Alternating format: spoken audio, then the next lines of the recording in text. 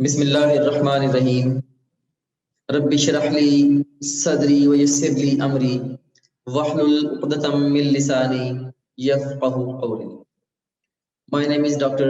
Muazzam Manzoor. I'm founder of topgrade.pk, talking to you from the Top Grade headquarters.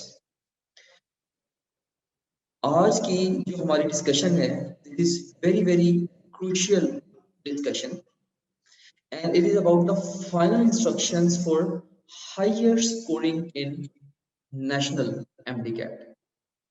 National MDCAT जो कि इंशाल्लाह 29th of November को held होने वाला है, उसके हवाले से मैं आपको कुछ अहम तरीन हदायत देना चाहता हूँ।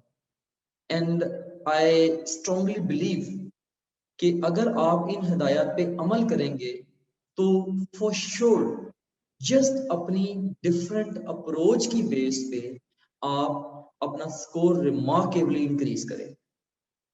जस्ट उस अप्रोच की वजह से देखें कि एग्जाम में स्कोर करना it's about two things. Number one, your knowledge and concepts, and number two, your approach. ये दोनों चीजें मैटर करती हैं। लाइक आपका ओवरऑल नॉलेज और कॉन्सेप्ट्स कैसे हैं, ये एग्जाम में अच्छी परफॉर्मेंस के लिए इंपॉर्टेंट है। लेकिन अगर आपका नॉलेज और कॉन्सेप्ट्स बहुत अच्छे हैं लेकिन एग्जाम में बैठे बैठे कोई ऐसी सीधी अप्रोच आप अडॉप्ट कर लेते हैं कि उसकी वजह से आप अपने नॉलेज और कॉन्सेप्ट्स का मैक्सिमम बेनिफिट नहीं ले पाते। फॉर एग्जाम्पल, आप मे बी अपनी टाइम मैनेजमेंट को वहां पे प्रॉपरली कैरी आउट नहीं करते और आप 15 सवाल अनअटेम्प्टेड छोड़ आते हैं, राइट? या आपको ये नहीं पता कि मैंने कब किस क्वेश्चन का बेस्ट गेस लगाना है, कब मैंने उसको स्किप करना है, सब्जेक्ट्स को मैंने किस सीक्वेंस में अटेम्प्ट करना है। अगर सवाल मुझे बहुत ही ज्यादा मुश्किल लग रहे हैं इन अ रो, तो मेरी अप्रोच क्या होनी चाहिए एंड सो ऑन। तो ये बहुत सारे बड़े इंपॉर्टेंट कंसर्न्स हैं जिनको मैं आज एड्रेस करना चाहता हूँ। सो अपनी डिस्कशन को मैं एक पॉइंट पे लाके अभी तक की डिस्कशन को समराइज करता हूँ। वो ये है कि एग्जाम से पहले आपका कमाल इस बात के अंदर है कि how well you anticipate the problems which you are going to face on your exam and prepare for those problems. And once you are on the exam, एक दफा जब आप एग्जाम में जाके बैठ गए हैं, अब आपका कमाल इस बात के अंदर है कि जो भी आपके पास नॉलेज है, जो भी आपके कॉन्सेप्ट्स हैं, बस आपने अब ये देखना है कि मैंने अपने गिवन अपने नॉलेज और कॉन्सेप्ट्स को यूज करते हुए एग्जाम रूम में बैठे बैठे बेस्ट परफॉर्मेंस कैसे दे। सो एग्जाम रूम में बैठ के ये सोचना कि मेरा लास्ट ये जो फलां सब्जेक्ट का ये वाला चैप्टर मिस हो गया, ये वाला सेगमेंट मिस हो गया है, दिस इज एब्सोल्युटली सिली। अब आपका जो टोटल फोकस है वो अपने एग्जाम के ऊपर होना चाहिए, लाइक अ लेजर बीम। सो इसी हवाले से ये हमारी आज की डिस्कशन है। ऑलराइट, तो इसमें 6 सेगमेंट्स के अंदर हम बात करेंगे। First of all, I'll be giving you a brief about the format of national MDCAT. Most of the students को ये खुद भी पता होगा, लेकिन still ये चूंकि एक अहम तरीन सेगमेंट है, मैं इसके ऊपर 1 से 2 मिनट लगाना चाहूंगा। उसके बाद सेकंड नंबर पे मैं आपको इस मल्टीपल चॉइस क्वेश्चन की जो एनाटॉमी है इसके बारे में बताऊंगा through this token. Actually I want to enable your thinking in terms of the examiner. इस सेगमेंट को मैंने जानबूझ के इसलिए इंक्लूड किया है कि आप एग्जामिनर के जैसा सोच सकें। अच्छा, एग्जामिनर ये सोच के क्वेश्चन बनाता है तो ताकि आप उसकी उस सोच से फायदा उठा सकें। ऑलराइट, थर्ड नंबर पे एक बहुत बड़ा जो प्रॉब्लम है बच्चों का, जिसकी वजह से वो एग्जाम में अच्छा परफॉर्म नहीं कर पाते, यानी कि अपने फुल पोटेंशियल को एग्जाम में बैठ के बाहर नहीं लेके आ पाते, वो है वो है कि ओवरऑल वो एंजाइटी का शिकार हो जाते हैं, या एग्जाम रूम में बैठ के वो पैनिक अटैक के अंदर आ जाते हैं, अपनी नर्व्स को लूज कर बैठते हैं, अपना कॉन्फिडेंस लूज कर बैठते हैं और उस वजह से उनका स्कोर डैमेज होता है। ये आप ये कह लें कि most common cause of entry test failure है, the anxiety. So that's why I'll like to spend some time, few good minutes on this particular issue. उसके बाद फिर नंबर 4 पे we will talk about the approaches for better time management. तो second most common cause of failure of students in the entry test is poor time management. आप कह सकते हैं कि time management is the most important skill to practise and master for the entrance exam success. तो time को बेहतर तरीके से आपने किस तरह से मैनेज करना है जब आप एग्जाम रूम में जाके बैठेंगे, मैं ये भी आपको बताऊंगा। और उसके बाद फिर नंबर 5 पे मैं आपको ऐसी टिप्स और ट्रिक्स बताऊंगा जिनको यूटिलाइज करते हुए आप लोग एमसीक्यूज को बेहतर तरीके से सॉल्व कर पाएंगे। एंड ना सिर्फ इतना बल्कि towards the end of our discussion मैं आपको ये बताऊंगा कि अगर कभी आपको एजुकेटेड गेस लगाना पड़ता है, अगर आपको तुक्का लगाना पड़ता है, तो आप अपने जो आपका एजुकेटेड गेस है या जो आपका जो तुक्का है, आप उसको सही करने की प्रोबेबिलिटी को किस तरह से इंक्रीज कर सकते हैं इन अ साइंटिफिक वे, राइट। सो मैं आपको एजुकेटेड गेस भी लगाना सिखाऊंगा। सो ये है हमारे पास tips for an educated guess. Okay, ये 6 सेगमेंट्स के अंदर हमारी आज की डिस्कशन है। एंड आई नो कि जब मैं ये बात कर रहा हूँगा आपके साथ, तो आपके माइंड में बहुत सारे क्वेश्चंस भरेंगे। तो आपने ये करना है कि उन क्वेश्चंस को अपने पास नोट डाउन कर लें। Towards the end of my discussion मैं आप लोगों को खुद को अनम्यूट करना अलाउ कर दूंगा, and I will have direct one two one conversation with you if needed and address all your queries, right? So this is how we are going to proceed with our today's session. All right. So now let's start off with the format of national MDCAT. ये जो information है सारी की सारी ये काफी ज्यादा information है, और मैं इस इन्फॉर्मेशन को स्लो थोड़ा सा लेके जाऊंगा क्योंकि मैं ये चाहता हूँ कि आप इन सारी चीजों को एब्जॉर्ब करें और अप्लाई करें। ये फर्स्ट टाइम है कि मैं इस तरह का लेक्चर डिलीवर कर रहा हूँ एमडीकैट के स्टूडेंट्स को, जिसमें उनको मैं एग्जाम के अप्रोचेस के हवाले से बता रहा हूँ। मोस्ट ऑफ द थिंग्स आज मैं आपको जो बताऊंगा ये मैंने प्रीवियस वेबिनार्स में नहीं बताई हुई। Anyways, so let's start of with the format of national MDCAT. इसमें 200 टोटल एमसीक्यूज हैं, 80 एमसीक्यूज बायोलॉजी के, केमिस्ट्री के 60, फिजिक्स के 40 और इंग्लिश के 20 एमसीक्यूज। टोटल मार्क्स 200 होंगे। हर सही जवाब का 1 नंबर आपको मिलेगा। अगर आप एक सवाल को गलत करेंगे तो 0.25 मार्क्स आपके जो प्रीवियसली obtained मार्क्स हैं उसमें से डिडक्ट होंगे। ऑफ कोर्स उस क्वेश्चन का अपना तो 1 नंबर जाना ही जाना है, पहले जो आपने नंबर हासिल कर लिए हैं उनमें से भी 0.5 वो डिडक्ट हो जाएंगे। और या आप ये भी कह सकते हैं कि 1.25 टोटल में से माइनस हो जाएगा। और उसके बाद फिर अगर आप किसी क्वेश्चन को अनअटेम्प्टेड छोड़ते हैं तो आपको 0 मार्क्स मिलेंगे। ऑलराइट, टाइम अलाउड इसके लिए 150 मिनट्स होगा, और अगर आप इसको कैलकुलेट करें तो एक सवाल के लिए आपके पास 45 सेकंड बचते हैं। You have got merely 45 seconds for one question. तो ये एक अहम फिगर है जिसको आपने अपने माइंड में रखना है, कि इस फिगर को आगे चल के मैंने आपको टाइम मैनेजमेंट की स्ट्रेटेजी बतानी है तो वहां पे इसको मैं यूज करूंगा।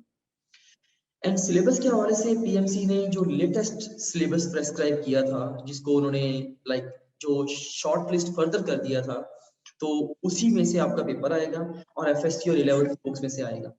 और फॉर गॉड से अब ये सोचना छोड़ दें स्टेज पे कि मैं कौन सी बुक पढ़ूं कौन सी ना पढ़ूं। जो आपने पढ़ा है स्टिक विद दैट। जो भी आपने पढ़ा, आपने ए लेवल की बुक पढ़ी है, पंजाब की, ईटा की, या आपने फेडरल की बुक पढ़ी है, व्हाटसोएवर सेम की टेक्स्ट बुक पढ़ी है, just stick with your own textbook. It's absolutely silly at this point in time to switch your textbook. और ये जो आपका पेपर है इस साल, ये होगा भी computer based paper based, sorry ये होगा paper based not computer based, paper based आपका इस साल ये पेपर होगा, right. May be coming years में इसको वो कंप्यूटर पे शिफ्ट करें, लेकिन अभी ये पेपर बेस्ड ही होगा। Alright, now let's talk about the anatomy of an MCQ. एक मल्टीपल चॉइस क्वेश्चन की जो एनाटॉमी है, हम इसके ऊपर भी थोड़ी सी बात कर लेते हैं। Alright, so you seen here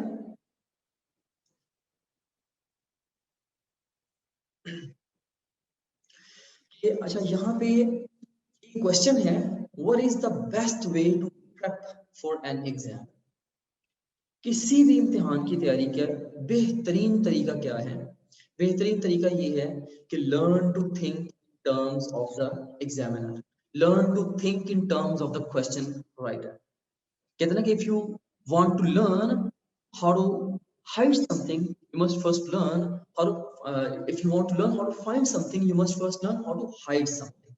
If you want to learn how to answer a question, you must first learn how to write a question.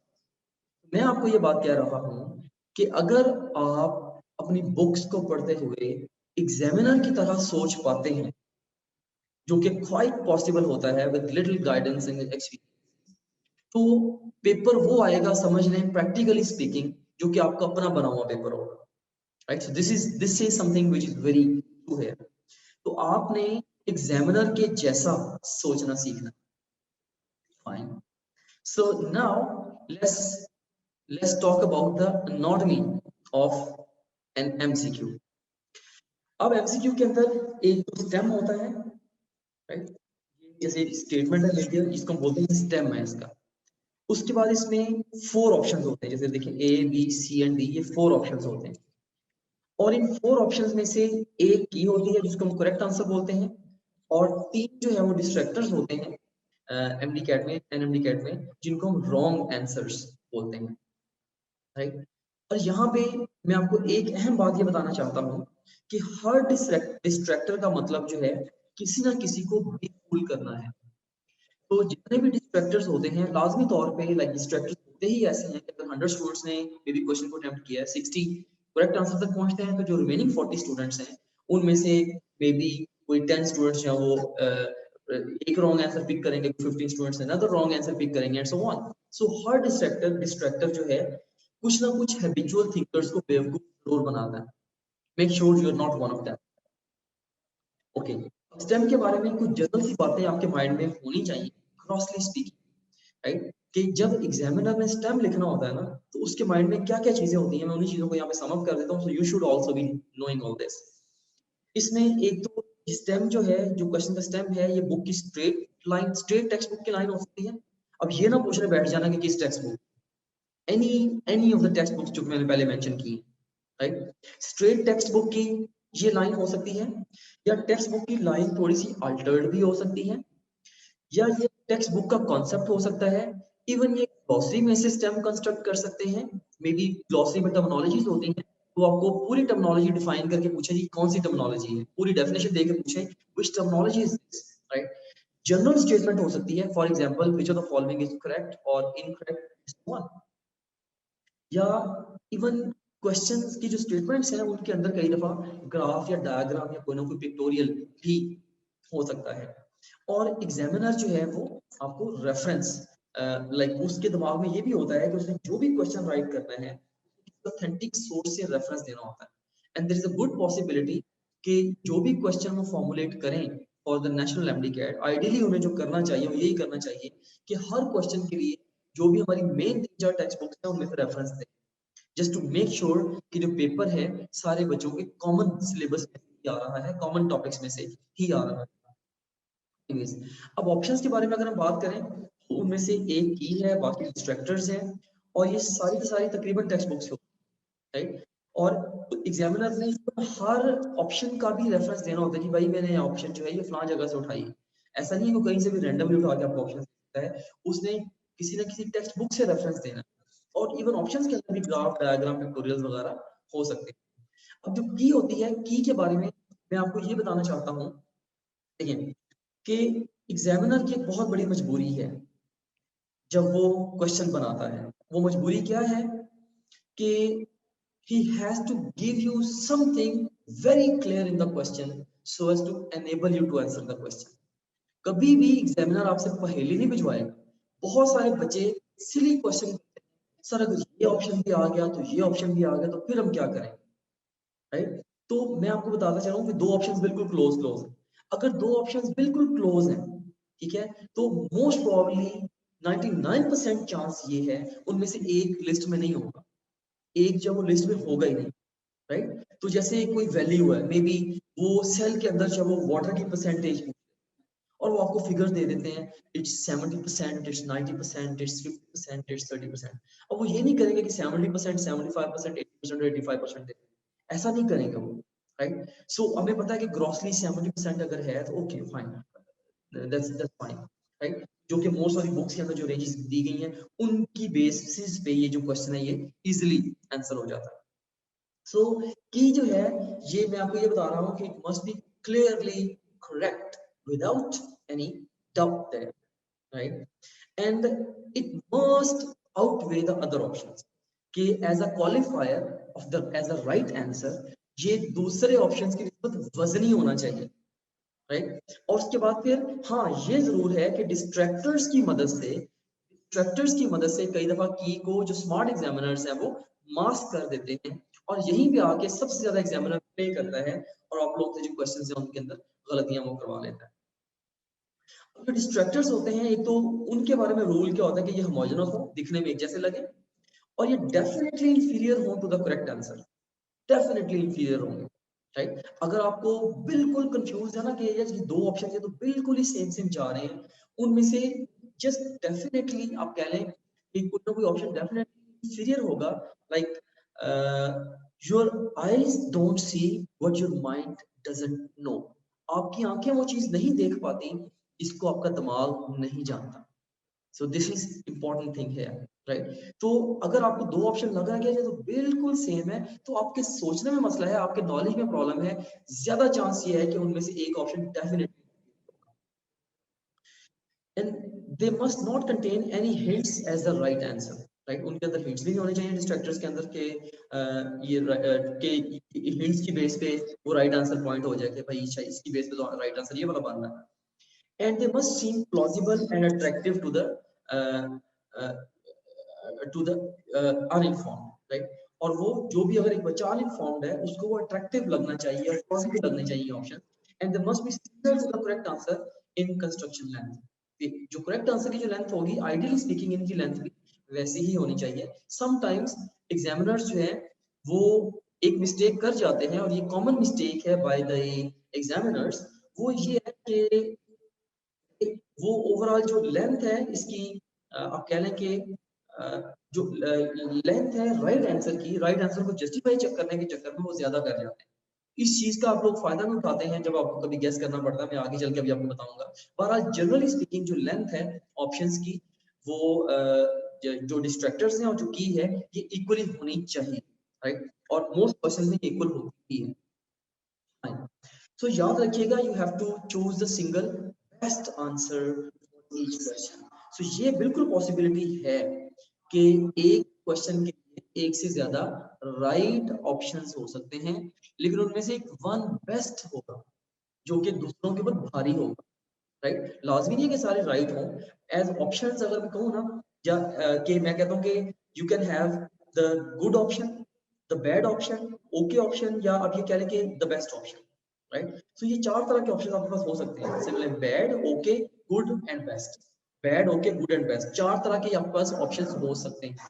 आपने चूज क्या करना है, आपने बेस्ट वन को चूज करना है, right. Good one would be right, right, okay, even जो okay और ऑप्शन है वो भी किसी हद तक ठीक होगा, लेकिन आपने बेस्ट वन को पिक करना है on the basis of your knowledge. Alright, तो नेक्स्ट हम चलते हैं, जो क्वेश्चन स्टूडेंट्स हैंड रेज कर रहे हैं उनको मैं ये बता दूं कि जो क्वेश्चन आंसर सेशन हमारा ये टुवर्ड्स द एंड होगा, अभी मैं दरमियान में कोई क्वेश्चंस नहीं ले सकता, जस्ट टू मेक श्योर कि मैक्सिमम स्टूडेंट्स का जो टाइम है वो इफेक्टिवली यूटिलाइज हो जाए। आई नो, आई अंडरस्टैंड कि आप लोगों का टाइम बहुत इंपॉर्टेंट है, मैं इसको बिल्कुल वेस्ट नहीं करना चाहता। ओके, मैं आपको इंस्ट्रक्शन दे रहा हूं टू कम्बैट द एंजाइटी। अब टेंशन से आप लोगों ने कैसे बचना है इसके हवाले से इंस्ट्रक्शंस है। सबसे पहली चीज क्या है, सबसे पहली चीज set your test kit the night before.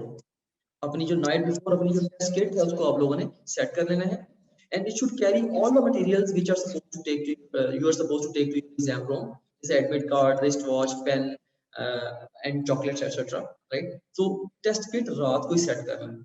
Just imagine करें आप सुबह उठे हैं और आपको आपका एडमिट कार्ड या रोल नंबर स्लिप ही नहीं मिल रही, एकदम से अगर आपको थोड़ी सी भागदौड़ करनी पड़ गई तो एकदम से आपके कोर्टिसोल लेवल्स और स्ट्रेस हार्मोन्स के जो लेवल्स हैं वो इंक्रीज हो जाएंगे, आपकी जो ब्रेन वर्किंग है वो रिमार्केबली रिड्यूस हो जाएगी, कॉम्प्रोमाइज हो जाएगी, and this is not good for you, you know. So you don't want to have this kind of stress in the morning of the exam. तो इससे बहुत बेहतर ये है कि आप जो अपनी टेस्ट किट है रात को सेट करके उसको किसी सेफ प्लेस पे रख दें, लेकिन याद रखना कि वो प्लेस जो जरूरत से ज्यादा सेफ ना हो, इतनी सेफ जगह पे ना रख दें अपनी मम्मा को कह के कि वो सुबह मिल ही ना रही, right. Obviously but safe place के ऊपर आप इजीली एक्सेसिबल प्लेस के ऊपर आपको वो चीज मिल जाए, आपकी जो टेस्ट किट है वो मिल जाए। ऑलराइट, उसके बाद नेक्स्ट जो इंस्ट्रक्शन मैं आपको देना चाहता हूँ रिगार्डिंग द टेस्ट एंजाइटी, वो ये है कि you have to take an adequate sleep of at least 5 to 6 hours night before exam. ये बहुत ज्यादा जरूरी है। कभी आप लोगों ने धुंध में ड्राइव की है या धुंध में आपने कभी सफर किया, कितना इजी नजर आता है। नींद के बगैर आपका जो दिमाग है वो धुंधला सोचता है, और एमसीक्यूज में लाइक आपको लास्ट नाइट की प्रिपरेशन में उतना पे बैक नहीं करना जितना कि आपकी ब्रेन की वर्किंग एफिशिएंसी ने उस दिन आपको पे बैक करना। You have to make sure that your brain is in the right working order. इसके लिए आपने 5-6 घंटे की स्लीप जरूर लेनी है। नींद के बगैर आप लोगों ने नहीं जाना, कोशिश करेंगे अभी से अपनी सेट करें डेली बेसिस पे 5 से 6 घंटे रेगुलर स्लीप लेने की, फिर उसी टाइम पे आप लोग स्लीप लें, राइट। सो स्लीपलेस नाइट गुजारने के बाद आपने एग्जाम रूम में नहीं जाना। बहुत सारे बच्चों का यहाँ पे ये क्वेश्चन होता है, जब मैं रियल वर्ल्ड क्लासेस में भी कई दफा सेशन देता हूँ, तो बहुत सारे बच्चों का ये क्वेश्चन होता है कि सर एग्जाम वाली रात नींद आती नहीं, राइट, तो हम क्या करेंगे। तो आई वुड सजेस्ट क्या हम स्लीपिंग पिल लें, क्या करें। मैं ये सजेस्ट करता हूँ कि बेटा आप नीम गर्म दूध पियो, उसमें ट्रिप्टोफैन होता है, उसका कुछ स्लीप इंड्यूसिंग इफेक्ट होता है। कोई स्लीपिंग पिल वगैरह लेने की जरूरत नहीं है, कोई रिलैक्सेंट लेने की जरूरत नहीं है, वो भी ब्रेन के साथ किसी न किसी लेवल पे प्ले करेगा, ब्रेन वर्किंग इफेक्ट होगी। आप जरा नीम गर्म दूध लो, अच्छा सा खाना खाओ, और थोड़ी सी वॉक करके उसके बाद आप लेट जाओ और आंखों में डार्कनेस को सोचो और साथ जाओ दुरूद शरीफ पढ़ो, राइट। तो इंशाल्लाह इससे बेहतर चांसेस हैं कि आपको नींद आ जाएगी। नहीं भी नींद आती, just keep on mind and relaxing yourself, right. तो उठ के आपने भाग दौड़ नहीं लगानी, आपने कम से कम 5 से 6 घंटे, अगर नहीं भी आती, सुकून से लेटना है और अपने थॉट्स को, नेगेटिव थॉट्स को सुप्रेस करना है, अपने आप को अपने ऑप्टिमिस्टिक रखना है, और बिल्कुल अपने आप को अपने काम डाउन कर लेना, right. You have to when it comes to performance on the exam, तो slow is fast and fast is slow. ये बड़ी पैराडॉक्सिकल सी स्टेटमेंट है कि slow is fast and fast is slow. बहुत बच्चे जो है वो एकदम से भाग दौड़ ज्यादा मचा देते हैं, लेकिन at the end of the day उनकी जो एफिशिएंसी है, जो वर्किंग एफिशिएंसी, वो कम निकलती है। इसके बरक्स बहुत सारे बच्चे ऐसे होते हैं जो स्लो एंड स्टेडी वे में, बड़े प्रैक्टिकल वे में एग्जाम को कैरी करते हैं। बज़ाहिर वो स्लो जा रहे होते हैं, manage to finish their paper in time, they manage to squeeze the maximum marks out of the paper, and so on, right? So this is something very concerning here. So ये second important instruction है जो मैंने आपको दी है, you have to get an adequate sleep of at least 5 to 6 hours the night before exam. इससे ये भी फायदा होगा of course कि जब आप सुबह उठेंगे तो आप स्ट्रेस नहीं, अगर पूरी रात आप जाग के गए हैं, ऑटोमेटिकली नेचुरल सी बात है, you would be stressed, you will be stressed about। जैसे देखें हमारे स्ट्रेस लेवल है उनका ओवर 24 आवर्स ये पैटर्न है, लाइक ये 1 to 24 आवर्स। सुबह जब हम उठते हैं हमारे स्ट्रेस के लेवल बिल्कुल मिनिमम होते हैं, तो जैसे जैसे टाइम गुजरता है ग्रेजुअली हमारे स्ट्रेस के लेवल, सो जब 12 आवर्स गुजर जाते हैं, जब हम ओवरऑल हमें जागे हुए को, तो उसके बाद क्या होता है, हमारे स्ट्रेस लेवल पीक पे चले जाते हैं। इवनिंग के टाइम पे तकरीबन हमारे स्ट्रेस लेवल्स हम पीक पे होते हैं, राइट।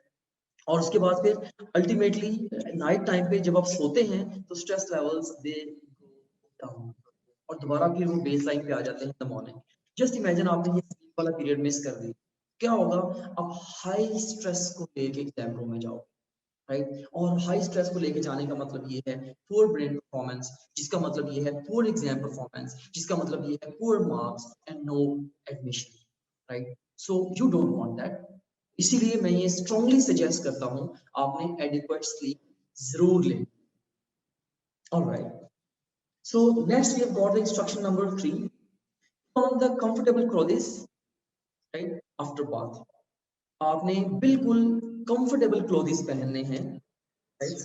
कंफर्टेबल क्लोथ्स किस लिए, लाइक कंफर्टेबल क्लोथ्स होते क्या है, लाइक ऐसे क्लोथ्स जो कि आपकी बॉडी मूवमेंट्स को रेस्ट्रिक्ट ना करें, बिल्कुल आप इजी करें, आप बैठे हुए हैं, आप खड़े हैं, लाइक जिस मर्जी पोस्चर में आप हैं, कहीं पे भी आपके कोई भी बॉडी मूवमेंट रेस्ट्रिक्ट नहीं हो रही because of your clothes, right.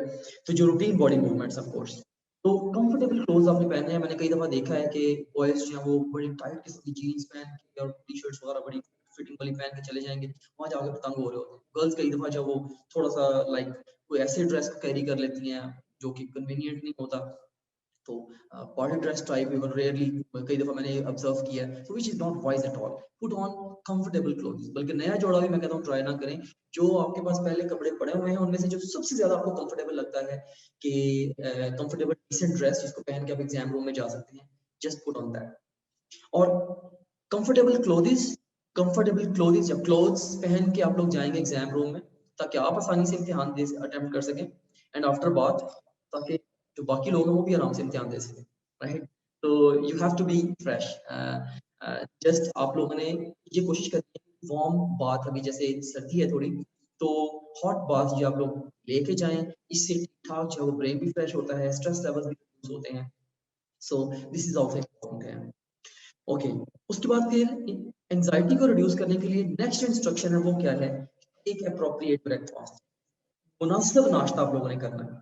अब कई दफा होता क्या है कि माएँ जो है वो माएँ क्या करती हैं, भाई मेरे बच्चे ने तो आज ना मेरे बच्चे ने तो आज अपनी जिंदगी का सबसे बड़ा इम्तिहान देना, तो वो उसको जनाब पराठा देंगी, साथ उसको जो है वो दही शक्कर देंगी, और लाइक वो इन चीजों से क्या होगा, अगर टू हैवी मील लेंगे, टू हैवी मील अगर ले लेंगे तो सारी की सारी जो ब्लड सप्लाई है वो मेजर वो गट को चली जाएगी, आपकी बॉडी फूड डाइजेस्ट करने लग जाएगी, ब्रेन की ब्लड सप्लाई रिड्यूस हो जाएगी, परफॉर्मेंस रिड्यूस हो जाएगी, राइट.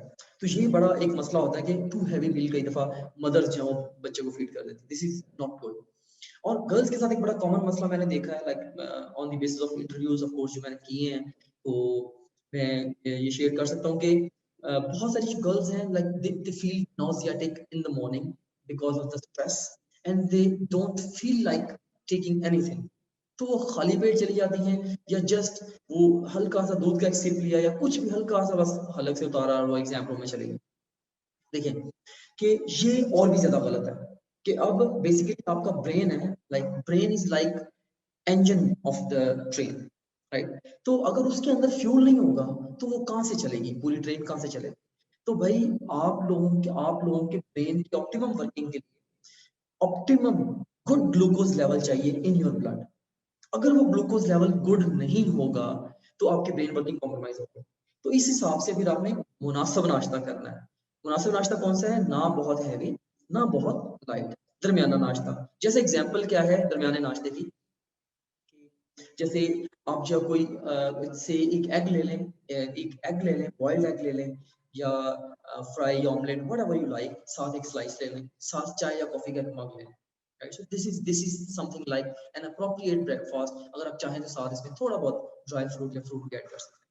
तो ये मुनासिब और हेल्दी ब्रेकफास्ट है जो इजीली डिजेस्टिबल भी है, और ये आपके ब्लड ग्लूकोज लेवल्स को अच्छा मेंटेन कर देगा, और आपको टू हैवी नहीं है, इतना हैवी नहीं है कि ब्लड फ्लो जो है सारा गट की तरफ चला जाए.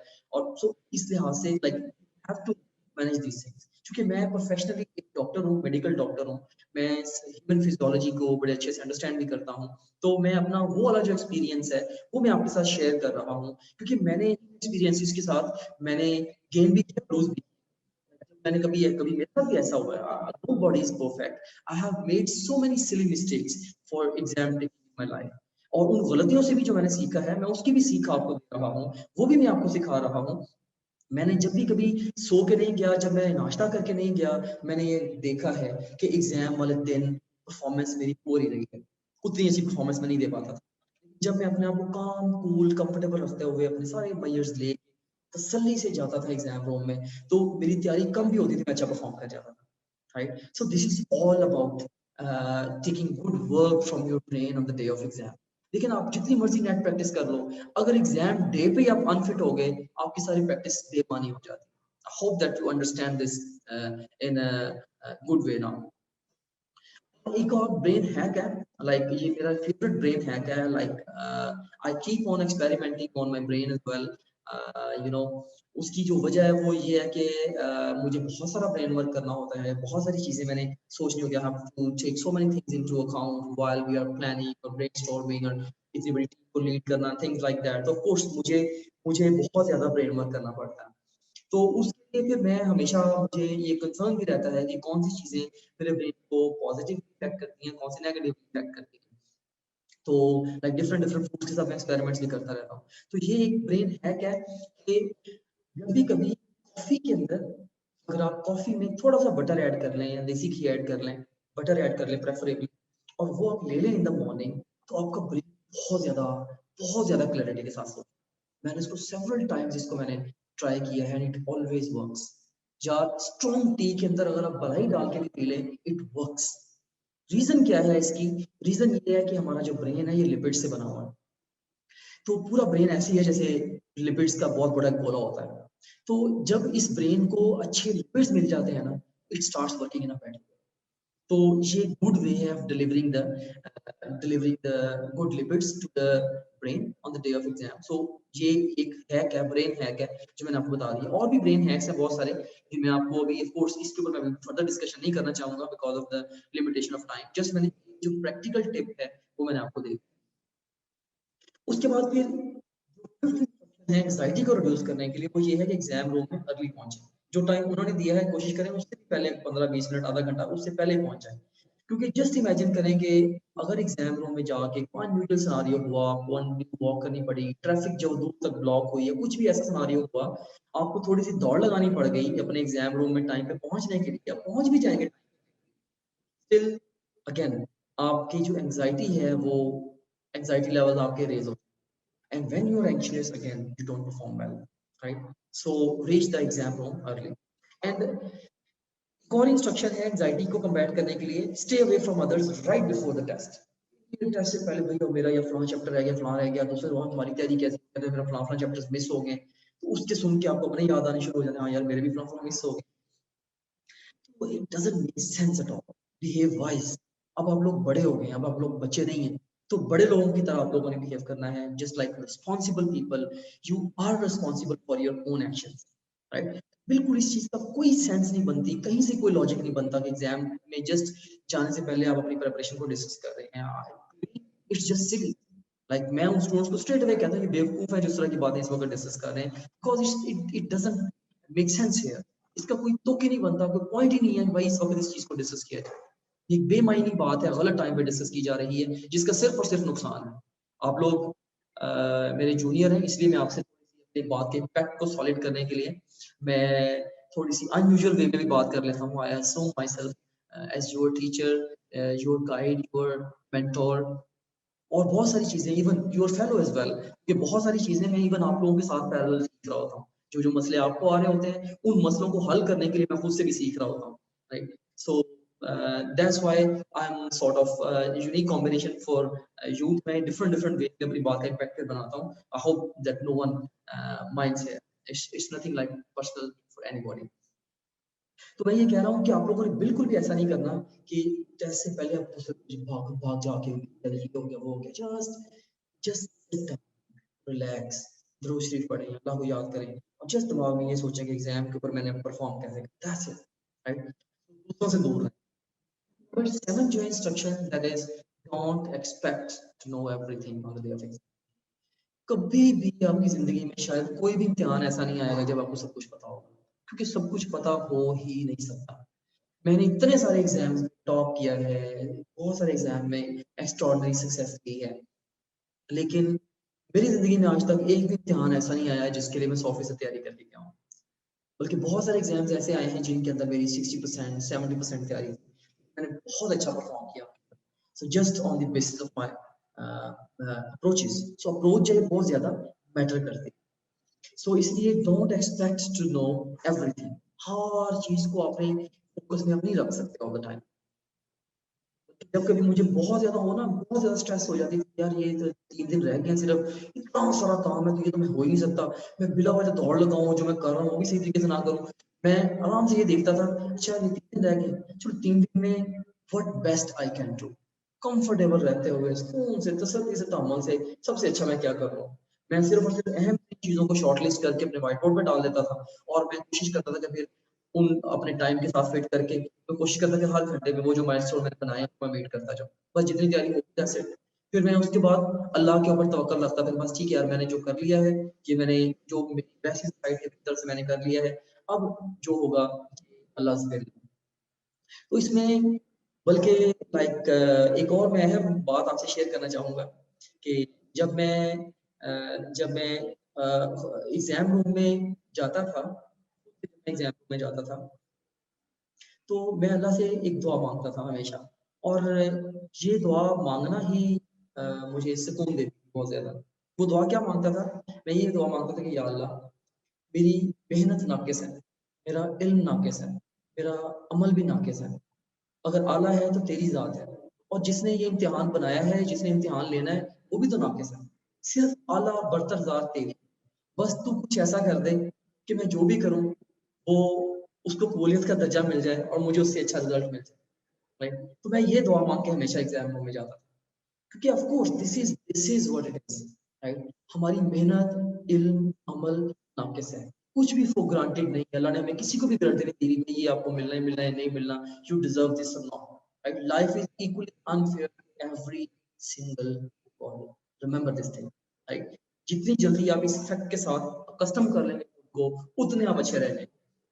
ऑलराइट, सो ये भी एक इम्पोर्टेंट बात मैंने आपको बता दी है कि don't expect to know everything the day of exam. Next instruction है instruction number 8, stay relaxed and confident during exam. Exam के दौरान आप लोगों ने रिलैक्स्ड एंड कॉन्फिडेंट रहना। एग्जाम के दौरान you have to stay relaxed and confident. बिल्कुल लाइक आपका जो कॉन्फिडेंस है ना, वो जैसे मुझे ऑस्ट्रेलियन टीम का, जो क्रिकेट टीम का कॉन्फिडेंस है, मुझे बड़ा पसंद है। जितने मर्जी स्ट्रेस में हो वो लोग, लाइक उनका अगर 9th नंबर पे बैट्समैन प्ले कर रहा है, तो वो उसी तरीके से प्ले कर रहा होता है। उनको साइकोलॉजिकली सिखाया जाता है कि जैसे कि अगर वो इन अ सीरीज अगर उनके पहले वाले खिलाड़ी आउट भी हो गए, स्टिल 9th नंबर वाला प्लेयर वैसे ही आके खेलेगा जैसे नेचुरली। वो इस प्रेशर के अंदर नहीं आता कि पहले वाले आउट हो गए तो पता नहीं मेरा क्या बनेगा, राइट? तो आप लोगों ने भी प्रेशर, अंडर प्रेशर होकर नहीं खेलना। आप लोगों ने ये एक तरह का 2020 मैच ही है, तो आप लोगों ने अंडर प्रेशर होकर नहीं खेलना, अपने कॉन्फिडेंस के साथ और खुल के खेलना, राइट? लेकिन थोड़ा सेफ खेलना है। ओके, नेक्स्ट ये मैंने आपको एंजाइटी कम्बैट करने के हवाले से डिफरेंट डिफरेंट जो अप्रोचेस हैं वो दे दी हैं। अब मैं आपको बताने वाला हूँ बेटर टाइम मैनेजमेंट की अप्रोचेस, कि बेहतर तरीके से आप लोग अपना जो टाइम है उसको कैसे मैनेज करेंगे। तो ये सीन है कि इसमें ये एक फैक्ट है, आप इसको जरा रीड कर लें। Remember, time management is an important skill for exam success. Manage your time wisely. जितने भी स्टूडेंट्स हैं जो एक्स्ट्राऑर्डिनरी स्कोर लेते हैं ऑन द एंट्रेंस एग्जाम, वो अपने टाइम को बहुत ही अक्लमंदी के साथ प्लान भी करते हैं, और उस प्लान को जो एग्जाम से पहले प्लान करते हैं, और फिर एग्जाम में बैठ के उस प्लान को उसी तरीके से एग्जीक्यूट भी करते हैं, उसी स्पिरिट के साथ एग्जीक्यूट करते हैं, right? So this is something very important and very concerning है। ओके, उसके बाद अब इसमें देखें, टॉक अबाउट द अप्रोचेस। इसमें टाइम मैनेजमेंट की अप्रोचेस के हवाले से पहली जो अहम तरीन बात मैं आपको कहना चाहूंगा वो ये है कि plan your time and pace yourself accordingly. अपना जो टाइम है उसको आप लोग प्लान करो और उसके अकॉर्डिंगली अपने आप को अपने अपनी पेसिंग करनी है, राइट? याद रखना, बहुत जल्द एग्जाम को अटेम्प्ट करने में कोई कमाल नहीं है। एग्जाम को बहुत ज्यादा लाइक स्लो अटेम्प्ट करने में कोई कमाल नहीं है। आपका कमाल इस बात के अंदर है कि टाइम की पूरी गिवन लेंथ को यूज करते हुए आप लोगों ने मैक्सिमल स्कोर के लिए फाइट करना है। कोशिश आपने करनी है कि जो एग्जाम का फिनिशिंग टाइम है उससे जस्ट कोई 3 4 5 मिनट पहले आपका एग्जाम फिनिश हो जाए, बस है। बस आपने इस हिसाब से अपने टाइम की अच्छी वाली प्लानिंग करनी है। मैं अक्सर बच्चों को ये कहा करता हूँ कि टाइम की प्लानिंग इसी तरीके से करनी पड़ती है, जैसे आपने किसी चीज को जाके जिंदा पकड़ना हो ना, उसके लिए आपको एक खास लेवल की प्लानिंग रिक्वायर्ड होती है कि इसी ऐसे ऐसे करेंगे तो इस तरीके से हम उसको जिंदा पकड़ के ले आएंगे, खुद भी सेफ रहेंगे। तो टाइम के लिए आपको जैसे कैसे प्लानिंग करनी पड़ेगी, बड़ी सोच समझ के सुपर डुपर कैलकुलेट करके दिमाग के अंदर। इसका बेस्ट वे यही है कि आप इसकी ड्राई रिहर्सल्स करें और अपने माइंड के अंदर इवन जो जिस सिचुएशन में आपने जाना है उस सिचुएशन को माइंड से एक बार गुजारें, अपने स्ट्रेटजी को पक्का करें दिमाग में, फिर उसको प्रैक्टिस करें, जो गलतियां हैं उनको फिर करेक्ट करें, फिर और बेहतर करें। इस तरह से डे इन डे आउट अपने आप को जो बेहतर करें। अब तक मैं यही एक्सपेक्ट करता हूँ कि आप लोग की जो टाइम मैनेजमेंट की अप्रोचेज अच्छी डेवलप हो चुकी हो, बस स्टिल अगर नहीं भी डेवलप हुई, मेनी टिप्स मैं आपको दे रहा हूँ, they will all help you to the great extent. Second जो अप्रोच है वो ये है कि you have to attempt the easier subjects first. And then the harder ones. आपको सबसे आसान बायोलॉजी लगती है, जैसे जनरली ये ऐसा होता है, जनरल बच्चों के लिए ये सीक्वेंस है, आप इसको अपनी नीड के अकॉर्डिंगली चेंज भी कर सकते हैं, हार्ड एंड फास्ट सीक्वेंस बिल्कुल भी नहीं। इसलिए सबसे पहले मैं जैसे सजेस्ट करता हूँ बच्चों को, बेटा आप लोग बायोलॉजी का पेपर अटेम्प्ट करो, और उसके बाद मैं कहता हूँ कि आप लोग केमिस्ट्री को अटेम्प्ट करो, फिर फिजिक्स और एंड पे इंग्लिश को अटेम्प्ट कर लो। इंग्लिश से पहले फिजिक्स को मैंने इसलिए रखा है क्योंकि इंग्लिश में थोड़ी सी बंदा स्पीड लगाना चाहे लगा भी सकता है, फिजिक्स में अक्सर न्यूमेरिकल्स होते हैं तो स्पीड में वो गलती होने के चांसेस ज्यादा हो जाते हैं। ओके, ये ओवरऑल ये सीक्वेंस मेरी तरफ से जनरली सजेस्टेड है, लेकिन आप अपनी स्ट्रेंथ्स और वीकनेसेस के अकॉर्डिंगली इस सीक्वेंस को थोड़ा सा अपनी नीड के अकॉर्डिंगली अल्टर कर सकते हैं। थर्ड जो अप्रोच मैं आपको देना चाहता हूँ वो ये देना चाहता हूँ कि answer easy question first and then tackle the harder ones. कि अच्छा इसमें जो ना यहाँ पे इस मैं ये कहता हूँ कि आपने आसान सवाल पहले कर लेना है, फिर आपने एंड पे मुश्किल सवाल करना है। अब इस बात को बहुत सारे बच्चे बड़े रॉन्ग वे में परसीव करते हैं। इस बात का जो सोल पर्पस है ना वो ये है कि जो पेपर आपको आता है उसके मार्क्स जल्दी से आपके पास आ जाए, और जो पेपर आपको नहीं आता फिर आप उसके लिए फाइट शुरू करो। तो बच्चे करते क्या है, जैसे फिजिक्स का पेपर अटेम्प्ट करना शुरू किया, ओके क्वेश्चन नंबर 9 पे पहुंचे, वो एक लंबा सारा न्यूमेरिकल है, उसके ऊपर 3 मिनट लगा दिए, फिर 12 पे पहुंचे, फिर 15 पे पहुंचे, उनके ऊपर भी 3-3 4-4 मिनट लगा दिए, जबकि एक एक क्वेश्चन के लिए आपके पास टाइम है कितना टोटल 45 सेकंड्स। इसको भी मैं कहूंगा माइंड में 40 सेकंड्स रखें, 5 सेकंड्स आप लेस ही सोचें इसको। तो अब देखें कि अगर आपने कोई 4-5 सवालों के साथ इतना सारा एक्स्ट्रा टाइम लगा दिया, राइट, जस्ट सोचते हुए कि just I am at the verge of reaching right answer, तो इससे होगा क्या, इससे मे बी आप उन क्वेश्चंस को ठीक भी कर लोगे, उनमें से चंद एक को या शायद सारों को ही ठीक कर लो, लेकिन बाकी बहुत सारे क्वेश्चंस हो सकते हैं towards the end of exam unanswered रह जाए, which is not good at all, right. तो फिर आप समझ लेंगे से अगर आपने 20 क्वेश्चंस को छोड़ ही दिया एंड पे, तो आपकी जो मार्किंग होनी है वो 180 पे से होनी है, 20 तो। तो इसके लिए आपने करना ये है कि आपने देखिए, आपने जो स्ट्रेट जो क्वेश्चंस हैं पेपर के ऊपर ही आप लोग जैसे ये कर सकते हैं, एक आप वो क्वेश्चंस हैं जो इजी क्वेश्चन स्ट्रेट अवे आपको आते हैं, उनको तो बस आप पढ़ें और उनका आंसर स्ट्रेट अवे पिक कर दें, ये भी ना सोचिए मैं डॉट लगाऊं दोबारा आके पिक करूं, ये करूं, उनको बस पिक कर दें। एक वो क्वेश्चंस हैं जो कि आपको लगता है कि यार मुझे ये अधूरे से आते हैं, मतलब दो ऑप्शंस कंफ्यूज हैं, फाइन। एक वो क्वेश्चंस हैं जो कि आपको आते ही नहीं है, तो जो क्वेश्चंस आपको अधूरे से आते हैं उनके साइड पे आप क्वेश्चन मार्क लगा सकते हैं, जो नहीं आते आपको उनके साइड पे आप सकते हैं, उनके साइड पे आप क्रॉस लगा सकते हैं। लेकिन मकसद ये है पहले साइकिल के अंदर, जैसे इमेजिन आप पेपर अटेम्प्ट कर रहे हैं, आपने क्वेश्चन नंबर 1 2 3 4 किया, क्वेश्चन नंबर 5 लंबा सारा न्यूमेरिकल है, उसकी 6 लाइनों की स्टेटमेंट है, बस उसको छोड़े आगे चले जाएगा, जल्दी से आप पूरे पेपर में से एक दफा थ्रू हो जाए। हाँ, अगर आप क्वेश्चन नंबर 5 की पूरी स्टेटमेंट भी पढ़े, ऑप्शंस भी पढ़े, 2 मिनट बैठे कैलकुलेट भी करते रहे, फिर कहें हाँ मुझे नहीं आता मैं आगे चला जाता हूँ, ये बहुत बड़ी बेवकूफी, ये काम नहीं करना। आई होप कि आप इस चीज को अंडरस्टैंड कर रहे हैं, ये काम आपने हरगिज नहीं करना, अगर ये आप करेंगे तब हम मार खाएंगे, ठीक है। तो answer the easy questions first and then tackle the harder ones, ये है इस फिलॉसफी का मकसद। इसमें अच्छा आप लोग पहले साइकिल में सारी इजी क्वेश्चन को कर लिया, मे बी 200 में से आपने 200 में से 140 एमसीक्यू आपने कर लिया, और आपका टाइम में भी अभी जस्ट हाफ टाइम गुजरा है, क्योंकि एक क्वेश्चन के लिए आपके पास 40 सेकंड ऑन एवरेज। ओवरऑल जो बायो का क्वेश्चन है वो तकरीबन 15 सेकंड लेता है, केमिस्ट्री का क्वेश्चन तकरीबन 20 सेकंड लेता है, और इवन जो इसका जो इंग्लिश का क्वेश्चन आई वुड से चलो वो सम टाइम जब वो कंसेप्शन क्वेश्चन वो इवन अप टू 40 सेकंड्स ले जाते हैं, और फिजिक्स का क्वेश्चन जब 1 मिनट ले जाता है। तो देखिए आपने जो टाइम बायो केमिस्ट्री से बचाया है आप उसको फिजिक्स पर इन्वेस्ट करो, या आपने जो या इस तरह से भी आप कह सकते हो कि जो टाइम आप लोगों ने आसान सवालों से बचाया, आसान सवालों को आपने मे बी 15 सेकंड में अटेम्प्ट कर लेते हो एक भी इजी क्वेश्चन, तो आपने इजी क्वेश्चन से जो टाइम बचाया है उनको डिफिकल्ट क्वेश्चन पे इन्वेस्ट करके डिफिकल्ट क्वेश्चंस के ठीक होने के चांसेस आपने इंक्रीज करते हैं। इसमें पहले साइकिल के अंदर आपने क्या किया, सारे राइट आंसर्स को पिक कर दिया, जो कंफ्यूजिंग क्वेश्चंस हैं उनके साइड पे क्वेश्चन मार्क लगा दिया, उसमें से भी अगर आपको 2 ऑप्शन लग रहा है ये ऑप्शन बन ही नहीं सकते, छोटा छोटा उसके ऊपर क्रॉस लगा दें क्वेश्चन पेपर के ऊपर ही, right, not on answer sheet, छोटा छोटा क्रॉस लगा दें, ताकि जब सेकंड टाइम आप वहां पे आएंगे आपको कम से कम 4 की बजाय 2 ऑप्शन में से पूछना पड़े, और जो क्वेश्चन आपको सिरे से नहीं आता उसके साइड पे छोटा सा उसके साइड पे क्रॉस लगा दें, हाँ ये क्वेश्चन मुझे सिरे से नहीं आता, तो इसके तो ठीक होने के चांसेस मेरे सबसे कम है। इसलिए सबसे पहले साइकिल में आप इजी क्वेश्चंस करें, फिर आप सेकंड को के अंदर मीडियम क्वेश्चंस वालों को सबको दोबारा निकाल लें, और लास्ट जो टाइम बच जाएगा एंड पे सबसे जो हार्ड क्वेश्चन आपको लग रहे हैं 8-10 मिनट होंगे, फिर आप मे बी उनके लिए आप 20-25 मिनट बचा सको, फिर आप तसल्ली के साथ उनको अटेम्प्ट कर लें। So that's your best bet here, यही आपका बेस्ट चांस है मैक्सिमल स्कोर लेने का, right, this is a cycle strategy. तो इसमें फर्स्ट साइकिल में क्या किया आपने, इजी क्वेश्चन को आपने अटेम्प्ट कर लिया और डिफिकल्ट क्वेश्चंस को आपने स्किप कर दिया without wasting any time on those questions. फिर डिफिकल्ट क्वेश्चन को आपने अटेम्प्ट किया सेकंड साइकिल में, और थर्ड साइकिल में जो भी कोई रह गए हैं क्वेश्चंस उनको आपने अटेम्प्ट कर लिया। और इनकी जो टाइमिंग है आपने सेट कर आपने इस तरीके से सेट करनी है कि भाई आप माइंड में इसका स्केच बनाएं कि पहला साइकिल मेरा इतनी देर में हो जाएगा, से अगर 150 मिनट्स हैं, 2.5 घंटे हैं, तो पहला साइकिल मेरा इसमें से हाफ टाइम में पूरा हो चुका होगा।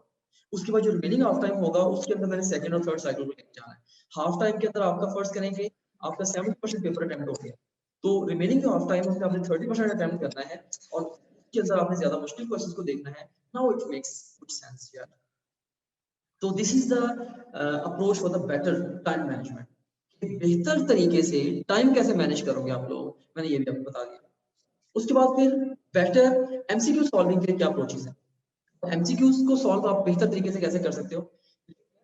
Remember how you approach MCQ, how you approach MCQs while sitting in the exam hall will create big difference to your score. MCQ को आप एग्जाम रूम में बैठे बैठे कैसे आप अप्रोच करते हो ये बड़ा डिफरेंस क्रिएट करता है, राइट। तो इवन एमसीक्यूज के लिए भी आपको जो है ना, मतलब कि एमसीक्यूज को अटेम्प्ट करने की पर्टिकुलर अप्रोच है कि भाई एमसीक्यूज को हाथ कैसे डालना है, राइट। तो इसमें जैसे ना डिफरेंट लोग होते हैं, डिफरेंट डिफरेंट साइकी, हम उनको डिफरेंटली थोड़ा ट्रीट करते हैं, उनको डिफरेंटली लेके चलते हैं। इसके अंदर एमसीक्यूज में डिफरेंट डिफरेंट साइकी से बने हुए होते हैं, हमें कई दफा उनको डिफरेंट ट्रीटमेंट देनी पड़ती है।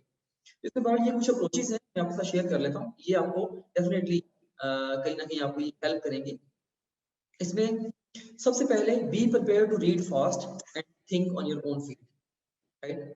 कि सोचें भाई मैंने स्पीड से पढ़ना और मैंने अपने बलबूते के ऊपर मैंने सोचना, किसी भी मदद की उम्मीद ना रखें और माइंड में सोच ले भाई मैंने स्पीड से रीडिंग करनी, स्पीड रीडिंग करनी, बिल्कुल स्लो लेजी एप्टीट्यूड अडॉप्ट नहीं करना।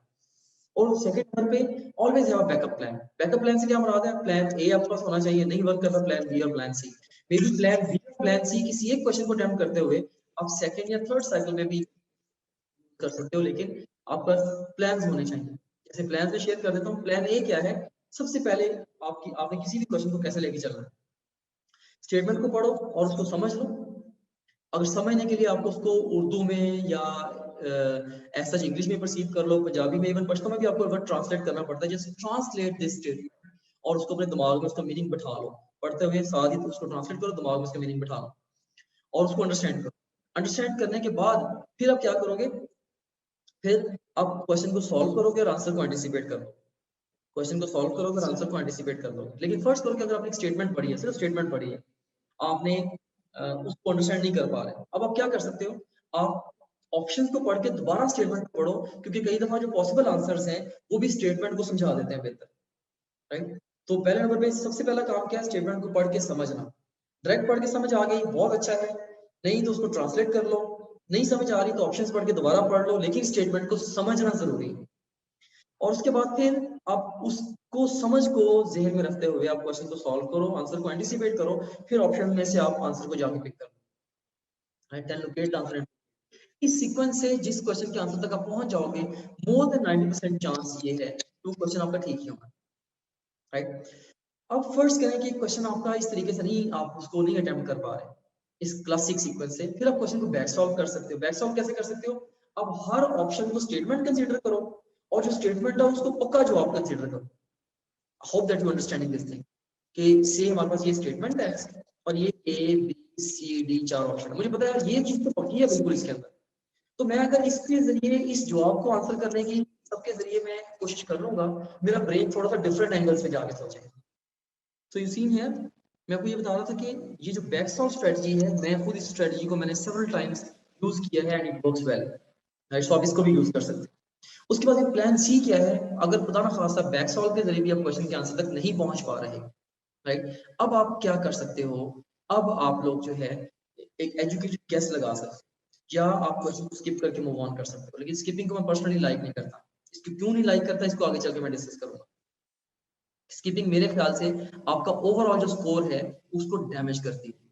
Fine, so next approach number 3 है कि एग्जाम में एमसीक्यूज को अटेम्प्ट करने के हवाले से आप लोगों ने ऑल 4 ऑप्शंस को रीड करना है before picking the right answer on your exam. सारे ऑप्शंस को आप लोगों ने पिक रीड करके, अगर आपको लगे भी कि ए या बी ठीक है, फिर भी चारों को पढ़ के ही आपने ए या बी पिक करना है, क्योंकि कई दफा अगेन बेस्ट आंसर जो होता है वो लेटर उन्होंने रखा होता है, सी या डी है।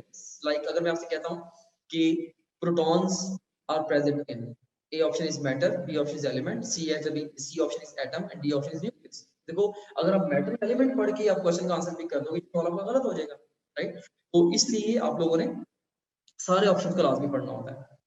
फिर pick the answer in the right spot. Paper based टेस्टों में बहुत ज्यादा बड़ा मसला आता है, बच्चे ने क्वेश्चन नंबर 20 खाली छोड़ दिया, 21 का आंसर 20 पे लगा दिया, 22 का आंसर 21 के सामने लगा दिया, पूरी सीरीज गलत कर दी। हर साल सैकड़ों बच्चे सीरीज गलत करते हैं। मेक श्योर आप जब भी आंसर चूज करें, आपके माइंड में रिफ्लेक्स बना होना चाहिए हमेशा, क्वेश्चन पेपर से पढ़ के 21 हाँ जी ये आंसर, 22 हाँ जी ये आंसर, 23 जब भी किसी क्वेश्चन आपने अटेम्प्ट करना, हमेशा क्वेश्चन पेपर का और आंसर शीट का मैच करके आए। इसके ऊपर टाइम नहीं लगता, सिर्फ माइंड की थोड़ी सी सोच लगती है, राइट। Make sure this. फिर अमूमन पहला जवाब जो आपके दिमाग में आता है वो सही होता है, उसको आप तभी चेंज करें अगर आपको लग रहा है कि कोई रीजन है आपको चेंज करने का। आपने इसे एक क्वेश्चन पढ़ा, स्ट्रेट अवे इसका आंसर आपके दिमाग में आ गया, लेकिन आपने एमी का इसको चेंज कर दिया। एमी चेंज नहीं करना, क्योंकि पहले ही हंच अक्सर ठीक होता है, रिसर्च प्रूवन है, right. First hunch is usually right, लेकिन इट्स नॉट ऑलवेज राइट। आप इसको चेंज कर ही नहीं सकते। आप चेंज कर सकते हो, लेकिन आप इसको चेंज कब करोगे, जब आपको कोई रीजन मिल जाती है, हाँ यार इस वजह से मैं इसको चेंज कर रहा हूँ। वैसे आप इसको रैंडमली चेंज नहीं करो। तो ये फिफ्थ अप्रोच थी। सिक्स्थ अप्रोच क्या है? Make sure that you are answering the question asked, not the one you expect. कि मेक श्योर आप उस क्वेश्चन को आंसर करो जो कि पूछा गया है, जो कि वो नहीं जो कि आपके दिमाग में। देखिए there is a difference between law and medicine. In medicine जब आप पेशेंट को ठीक कर रहे हो, आपके दिमाग में जो चीज चल रही है ना, आप मुंह से जो मर्जी कही जाओ, आपके दिमाग में जो है उसकी बेस पे आप जो दवाई लगा रहे हो पेशेंट को, पेशेंट का रिस्पॉन्स उस बेस के ऊपर आ रहा है, ओके। लेकिन लॉ के अंदर एक लॉयर है, वो जज के सामने उसके दिमाग में जो मर्जी चल रहा हो, जज के सामने वो अल्फाज जो बोलेगा अब उसी का इम्पैक्ट आएगा, राइट। तो इसी तरीके से देखें, अब एक वो सवाल है जो एग्जामिनर के दिमाग में है, जो कि उसने एक्चुअली पूछा है, और एक वो सवाल है जो कि आप सोच रहे हैं कि एग्जामिनर पूछ रहा है। इन दोनों में कई दफा गैप होता है, क्योंकि आपने खास वे से क्वेश्चन की प्रैक्टिस की होती है सिर्फ गिवन एग्जामिनर्स के, तो आपका माइंड बायस्ड होता है। तो आप लोगों ने मेक श्योर करना है कि you are answering the question asked, not the one you are expecting. फिर सेवंथ अप्रोच क्या है? Don't leave any question unanswered. Unanswered questions को ना छोड़ें। मैं ये बात क्यों कह रहा हूं? देखिए जस्ट इमेजिन करें 4 क्वेश्चंस हैं और 4 के 4 सवाल ऐसे हैं कि आपको लगते हैं जी ये वेरी वेरी हार्ड क्वेश्चंस है, मुझे इनका तो पता ही नहीं, स्टेटमेंट भी समझ नहीं आ रही, ऑप्शंस भी समझ नहीं आ रहे, ओके। अब अगर आप इन 4 सवालों को खाली छोड़ देंगे, आपके नंबर टोटल में से कितने माइनस हो गए? 4। अगर आप इन चारों सवालों को, अगर आप ये हर सवाल की 4 ऑप्शन है, हर सवाल को मैं कहता हूँ चारों को ऑप्शन आप सी लगा देते हैं या बी लगा देते हैं, आपकी प्रोबेबिलिटी क्या है कि आपके हर सवाल के ठीक होने की प्रोबेबिलिटी कितनी है? 25%। ये हर क्वेश्चन के अंदर 4 ऑप्शंस हैं, इसका मतलब ये हुआ कि 4 क्वेश्चंस में से चांस क्या है? चांस ये है कि आपके 3 गलत होंगे और एक आपका ठीक हो जाएगा, और एक नंबर जो आपका, एक क्वेश्चन आपका ठीक हो जाएगा। अब देखें कि वैसे टोटल में से 4 माइनस होने थे, अब जो एक ठीक हो गया, 3 ये जो 3 माइनस हो गए, और इस ये जो एक जो आपका सही हो गया है, तो इसमें से देखें, इसकी बेस पे देखें 0.75 मार्क्स आपके माइनस हो गए, इसका आपको एक मिल गया, सो 1 माइनस 0.75, सो नेट गेन आपका जो कितने का आ गया? 0.25। अगर आपने 4 सवालों को रैंडमली भी गेस कर दिया, बगैर पढ़े बगैर सोचे समझे एक ही चीज भी कर दी, चांस ये है, स्टैट्स ये कहते हैं कि स्टिल आपका स्कोर थोड़ा सा ऐड होगा, right. So I hope that you have understood this thing. Questions को अनआंसर्ड नहीं छोड़ना। कब छोड़े अनआंसर्ड? पूरे पेपर में कितने क्वेश्चन अनआंसर्ड छोड़ सकते हैं आप लोग? आई वुड से ना ही छोड़े। अगर छोड़ना ही है मैक्स 1 या 2, जिनके लिए आपको फील हो रहा है या गट फीलिंग है, तो होना ही गलत है, राइट। मुझे इसका कुछ भी नहीं पता, चलो मैं इतना अपने मार्क्स नहीं लूज करता, 0.25 मार्क्स। तो अदरवाइज अनअटेम्प्टेड ना छोड़ें, राइट। अनअटेम्प्टेड छोड़ना लॉस देता है। नेक्स्ट अप्रोच क्या है? अब वो क्वेश्चन जिनके अंदर ऑल ऑफ दीज ऑप्शन होगा, राइट, वेदर एनी, तो अब देखें whether any of 3 options is incorrect. अब देखें अगर कोई भी क्वेश्चन जिसके अंदर ऑल ऑफ दीज है, अब अगर आप दिमाग में ये रखेंगे ना बाकी तीनों में से कोई भी इनकरेक्ट है, अगर आपने इनकरेक्ट एक भी ढूंढ लिया ना तीनों ऑप्शंस में से, इसका मतलब है ऑल ऑफ दीज भी क्या, वो इनकरेक्ट भी क्या। तो सही जवाब बाकी दो में से रह जाएगा। और एग्जैक्टली सेम अप्रोच है नन ऑफ दीज के लिए। अगर एक ऑप्शन नन ऑफ दीज आप देखें, बाकी तीनों में से कोई सही है, अगर एक भी सही निकला है उसका मतलब है नन ऑफ दीज, और वो दोनों वो ऑफ कोर्स रूल आउट हो जाएंगे एंड सो ऑन, राइट। इस तरीके से हम लोग प्ले कर सकते हैं। जैसे ये एग्जांपल भी है ऑक्सीडेशन केस। अब देखिए, आपको पता है कि एडिशन ऑफ ऑक्सीजन या रिमूवल ऑफ हाइड्रोजन इलेक्ट्रॉन या इंक्रीज इन ऑक्सीडेशन नंबर, यही ऑक्सीडेशन होगी। अब देखिए ऑक्सीडेशन केस, अब ऑल ऑफ दीज है ना, हमने ऊपर क्या देखना है कि कौन सी स्टेटमेंट गलत है। अब इसमें देखें लॉस ऑफ इलेक्ट्रॉन्स, हाँ ऑक्सीडेशन, ये एडिशन ऑफ ऑक्सीजन या लॉस ऑफ इलेक्ट्रॉन्स है, ये स्टेटमेंट ठीक है। तो गलत स्टेटमेंट कौन, एडिशन ऑफ हाइड्रोजन, नो, ये तो रिमूवल ऑफ हाइड्रोजन है, ये गलत है। अब देखिए जैसे मुझे नजर आया यार ये स्टेटमेंट गलत है, मैंने इसको क्रॉस कर दिया, साथ ही इसको भी क्रॉस कर दिया। अब मेरे पास ये बाकी दो ऑप्शन बचे। अब इन दोनों ऑप्शंस में से ऑफ कोर्स मैं चूज कर सकता हूँ decrease in oxidation number, again ये भी मुझे पता है कि यार ये भी गलत है, तो अब मेरा answer ultimately loss of electrons बनेगा, राइट। तो इस तरीके से आप लोग जो है वो अपनी चॉइसेस को एलिमिनेट कर सकते हैं। नवी अप्रोच क्या है, read last line in question with long statement might be helpful. अगर आप कोई भी लंबा क्वेश्चन है ना, उसकी लास्ट लाइन पहले पढ़ लो, बहुत ज्यादा हेल्पफुल हो सकती है। जैसे ये देखिए इतना लेंथी क्वेश्चन है, लंबी उसकी स्टेटमेंट, अब पूरा क्वेश्चन पढ़ के एंड पे जाके आपको पता चले अच्छा जी वो टाइम पीरियड पूछ रहा है। भाई अगर आप पहले आप लास्ट लाइन को पढ़ लो, time period of oscillation is, अच्छा भाई इसने पूछना टाइम पीरियड, तो आप जब पूरी इस पूरे क्वेश्चन को पढ़ने के बाद जो टाइम लगाओगे, आप इस सोच के साथ लगाओगे एंड पे टाइम पीरियड निकालो। समझ गए हो बात इसको, बहुत क्रूशियल पॉइंट है ये वाला। अगर बहुत लेंथी स्टेटमेंट है, लास्ट लाइन को पहले पढ़ के उसके ऊपर फिर आप लोग जब वो बाकी क्वेश्चन को पढ़ लो, तो इस तरीके से आप लोग बेहतर क्वेश्चन को कैरी कर पाते हो। फिर checking dimension in physics, it might also be helpful. जैसे ये क्वेश्चन मैंने आपको ऑलरेडी दिखाया है, टाइम पीरियड पूछा है, अब मैं बजाय सारा लंबा चौड़ा कैलकुलेशंस करने के लिए बैठ जाऊं, मुझे पता है यार टाइम डायमेंशन और टाइम वाली होनी, तो इन सब की अगर मैं डायमेंशन निकाल के देख लूं, जिसकी टाइम वाली निकल के मेरा आंसर होगा। जैसे अब देखें इन सब की मैंने डायमेंशन निकाल दी, इनमें से आंसर कौन सा बना मेरा, ऑफ कोर्स देखें इसका टाइम वाली डायमेंशन है, वो मेरा आंसर बन गया। ये आप देख सकते हैं कि टाइम पीरियड का मुझे पता है कि डायमेंशन मैच होगी, बाकियों की डायमेंशन मैच नहीं हो रही, so this is the answer here, right. कितना स्मार्ट वे है अपने क्वेश्चन को ठीक करने का। Hope that you have grabbed the concept now. उसके बाद फिर tips for making an educated guess, ये मैंने आपको बेहतर एमसीक्यू सॉल्विंग के लिए अप्रोचेस भी बता दी हैं। अब मैं आपको एजुकेटेड गेस दे देता हूँ थोड़ी सी। अगर आपको गैसिंग करनी पड़े, वो भी रैंडम गैसिंग ना करें, थोड़ी सी एजुकेटेड गैसिंग करें, उससे क्या होगा, चांसेस आपके मजीद हो जाते हैं क्वेश्चन में ठीक होने। जैसे अगर if two responses appear to be equally correct, eliminate the response that appears to be least related to the question being asked. अगर दो ऑप्शन बिल्कुल सही लग रहे हैं ना, उनमें से देखें कि एक की रेलेवेंस स्टेटमेंट से कम होगी, उसको ना पिक करें। सेकंड टिप क्या है, अगर एक चॉइस जो है वो अगर एक चॉइस जनरल है और बाकी सारी स्पेसिफिक है, तो आप जो है वो क्योंकि आंसर एक होना है तो आप जनरल को चूज करें। अगर एक चॉइस जो है वो स्पेसिफिक है, बाकी सारी जनरल है, फिर आप क्या करें, आप स्पेसिफिक चूज करें, यानी कि जो रिलेटिवली ऑड वन है आप उसको चूज करें। इफ इट कम्स टू गेसिंग, ये मैं फिर दोबारा डिस्क्लेमर दे देता हूँ, there is nothing better than knowing the right answer, right. सही जवाब आपको पता है तो वही पिक करें। लेकिन अगर आप ब्लॉक हुए पड़े हो, समझ नहीं आ रही इस क्वेश्चन में क्या करूं, खाली छोड़ने से हजार दर्जे बेहतर है इन ट्रिक्स को यूज करके क्वेश्चन को अटेम्प्ट करो, आपका स्कोर ऐड हो जाएगा। Choose the longest answer while others are much shorter, क्योंकि एग्जामिनर ने, मैंने आपको पहले बताया है, उसकी मजबूरी है, उसे सही जवाब देना ही देना है और उसको क्लियरली डिफाइन भी करना है। तो एग्जामिनर ये कभी भी नहीं चाहता कि कल को कंफ्यूजन आ जाए, सही सवाल का सही जवाब है वो समझ नहीं आ रहा था कौन सा वाला, तो सही जवाब को जस्टिफाई करने के चक्कर में कई दफा उसको लेंथी बना देता है।